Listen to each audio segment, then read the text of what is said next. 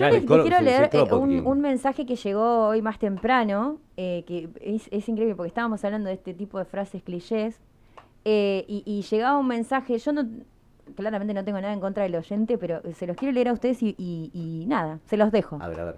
Dice, yo creo que no va en tolerancia, porque era un poco la consigna de hoy, ¿no? La Sí, si era diferencia entre tolerar o respetar. o respetar. Dice, para mí son personas como cualquiera de nosotros. Bueno, bien, hasta ahí vamos bien. Menos mal que lo No, bueno, a ver, empezamos bien. reconoce Objetivamente eso, está bien. Sí, ¿no? sí. Los trato como tal, menos mal que lo aclara. Bien. Sí, sí, sí. Si son respetuosos conmigo, está todo bien como con cualquiera. Como con cualquiera. Pero quiero escucharlos a ellos. Victoria, Estefano, Por favor. un gusto tenerte Qué acá. gusto. Bueno, esto sí es representatividad, ¿vio? Yo me siento mucho menos acá. ¿Por qué? No, ¿Qué pero tiene muy, que muy, ver? muy bien No, acompañado. no, porque Victoria, aparte- gran luchadora, yo- luchadora. Ajá. Yo no lo soy. Eso quería ¿Cómo decir. que no? No, en absoluto. ¿Qué te pasa? para ¿Por qué nada. no? Fernando. Porque el colectivo trans ha pasado y sigue pasando, más allá de pequeñas conquistas como un cupo laboral que todavía no se cumple, bueno, derechos de salud que todavía no se cumplen, sigue pasando muchas más que sí le cambian realmente la vida de la persona. Hoy una persona homosexual no tiene las dificultades que sí tienen lamentablemente las compañeras y los compañeros trans. Mm. ¿Cómo estás? Buenas tardes. Gracias por venir. Gracias por venir porque aparte, yo que soy un nabo en general y en particular en Instagram, es testigo, yo la contacté por Instagram y no me... Claro, capaz que yo te seguía, vos no me seguías, no sé por qué, pero no, la respuesta no la tenía y la vi después. Y enseguida me dijo que sí y te agradezco infinitamente que hayas aceptado la invitación. No, por favor, gracias. Estaba pensando un poco en lo que venían conversando también, un poco en este mensaje, Sí. que tiene que ver con algo que a mí me parece fundamental, pensar concretamente a las personas desde lo humano. Es como el lugar inicial para poder considerar cualquier otra situación, desde el diálogo hasta una propuesta en términos de una política pública. Comienza por ver en el otro la humanidad, concretamente. Y creo que es el enclave sobre el cual estamos discutiendo en esta instancia. Hemos avanzado muchísimo, estamos en un momento histórico donde realmente se han dado cambios muy, muy significativos y en muy poco tiempo también. Y ahí quiero hacer un paréntesis porque a veces hablamos mucho de las personas que se enojan con ese progreso. Pero hay que ponerse también en el lugar de esas personas cuando sienten que ese progreso viene a arrebatarles algo por lo que han luchado, algo que han conquistado con muchísimo esfuerzo. Y desde ahí también, digo, pensar en encontrarnos, en dialogar, en qué cosas podemos compartir como puntos comunes. Creo que lo que todos queremos es una sociedad mejor.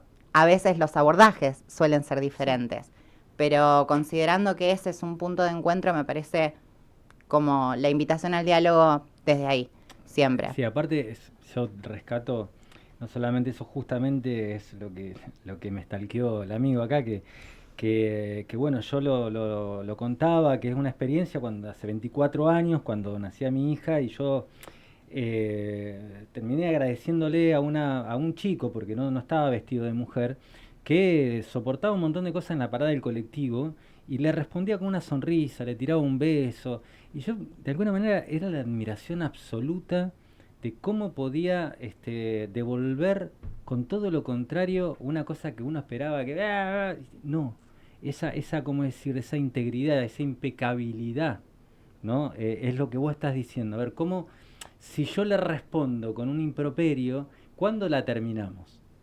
¿No? ¿En qué momento decimos, bueno, a ver, pongámonos de acuerdo, tranquilo, te agarro por la vez, como decía un viejo amigo mío que decía, una gota de miel seduce mucho más que 5 barriles de vinagre, ¿no? En algún momento hay que dar una gotita de miel. En toda discusión alguien tiene que ceder. Y ese ceder es la propuesta para el diálogo. Me parece que es la única manera que tenemos de rebatir los discursos que tienen que ver con el odio, que tienen que ver con los prejuicios, que tienen que ver con, a veces, la desinformación también. Siento que ninguno de estos discursos se alojaría de la manera que lo hace si todos como sociedad pudiéramos compartir cierta información. Me parecía muy interesante esto de poder contarlo también de distintas perspectivas. No toda la población LGBT vive de la misma manera la realidad, ni accede a los mismos lugares de la misma forma, y eso es muy real. Nuestro acceso es muy dispar aún hoy a los derechos. Tenemos, hoy leía hacía un rato unos números que compartían desde el Instituto de Políticas Públicas LGBT acerca de que el 60% de las empresas hoy tienen en sus armados directivos por lo menos una persona de la diversidad sexual.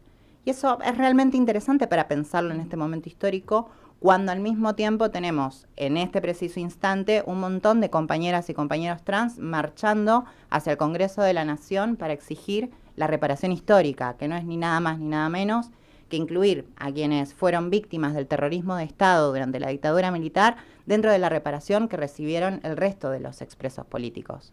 Entonces, siento que, bueno, a pesar de estas disparidades como población, nos ha servido muchísimo encontrarnos entre los parecidos y finalmente aliarnos entre los iguales. Sí. Y a partir de ahí generar movimiento. Es súper interesante lo que plantea Victoria, ¿no? Porque fíjate cómo traza un paralelismo entre lo que se ha logrado, entre ver el vaso medio lleno y el vaso medio vacío también con todo lo que falta.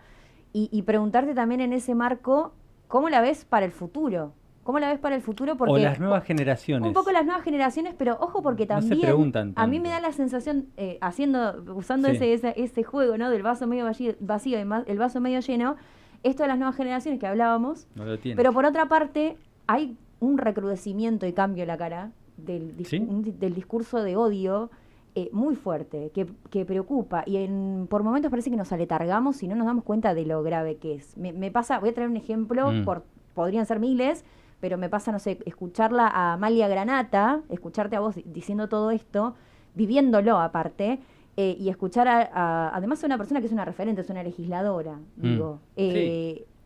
que habla, dice todo lo contrario. Y textualmente dice, ¿qué derechos quieren ampliar? Dijo en alguna oportunidad, por ser mujer quieren tener otro privilegio y otro derecho que un hombre no tenga, o por ser trans quieren tener un privilegio. Ella menciona como que ya es un colectivo que goza de privilegios. Perdón. Bueno, por eso lo quería traer también. Lo que decía Victoria es buenísimo y te lo traigo para este lado. Porque si yo encuentro un chico homosexual acá en el centro, en esta zona tan paqueta de la ciudad, y bueno, es un gay cool. Ahora, si sos un chico homosexual de Barrio Las Lomas, sos un trolo de mierda. Entonces digo, hasta que no terminemos con esa visibilización errónea de que si tenés más dinero o menos dinero, si tenés acceso o no tenés acceso, si sos más hegemónico o menos hegemónico, claro, va a ir tu consideración y tu conceptualización. Sabemos acá todos que la palabra lo es todo. Vamos a tener un problema. Vamos a tener un problema cuanto más granatas haya, ¿no? El colectivo trans, no voy a hablar en nombre de los compañeros y las compañeras, pero el colectivo trans no necesita privilegios, necesita derechos, que no es lo mismo, que no tiene absolutamente nada que ver. Esos discursos, como el señor que nos dice que por suerte nos va a tratar como iguales. Menos mal que lo va a tratar de mínima como seres humanos. Como iguales. El tema es si nosotros lo vamos a tratar como iguales a él. Claro, porque esta es la otra particularidad. Que es lo que decía Victoria a mí, por eso me parece hermoso lo que dice, porque uno no puede perder de vista por qué somos lo que somos, por qué miramos como miramos, por qué tenemos esa perspectiva que no es ni de género ni de esto, es una perspectiva humana. O sea, y aparte está esto, este engaño, ¿no? Sí, es verdad, pero acá el mayor discriminado por esta sociedad de consumo es el pobre de recursos económicos, digo, ¿no? No de pobre en general, porque no es pobreza de recursos económicos. Esa creo que es la mayor discriminación en todo.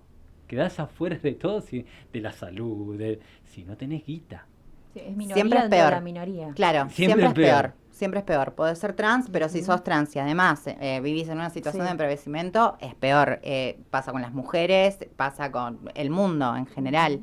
Y en ese sentido también, la lucha de clases, por supuesto que es uno de los componentes siempre dentro de las discusiones permanentes, dentro de la población LGBT en general, pero que entendemos también que, bueno, que se pone en conversación con lo que tiene que ver con el acceso a derechos, pensando concretamente en el paradigma de la diversidad sexual.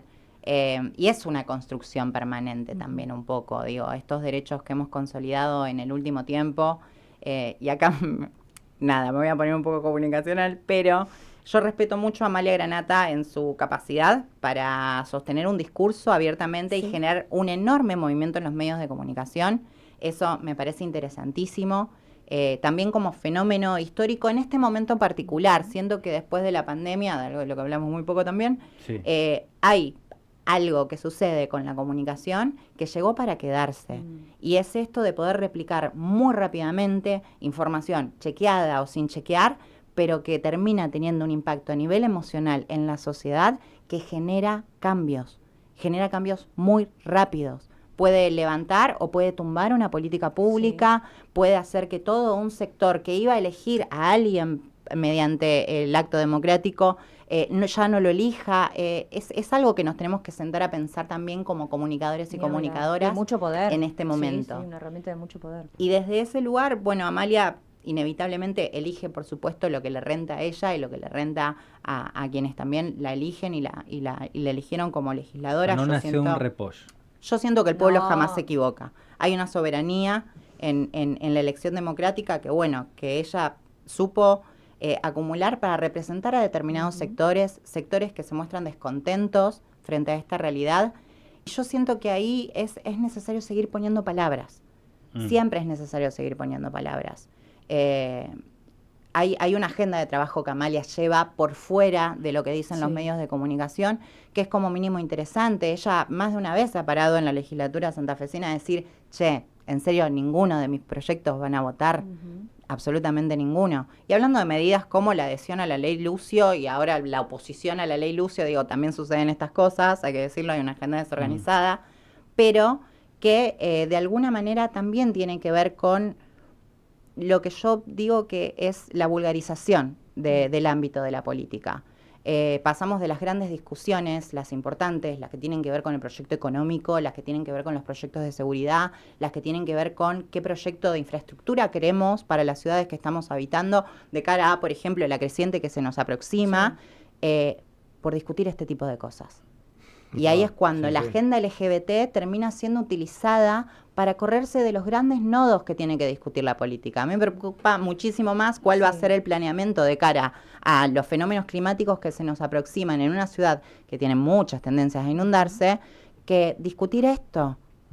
No entiendo cuál es el límite concreto. Y ahí me parece que tenemos que poder sentar otras bases para volver a retomar esa discusión democrática por el bien de las grandes comunidades.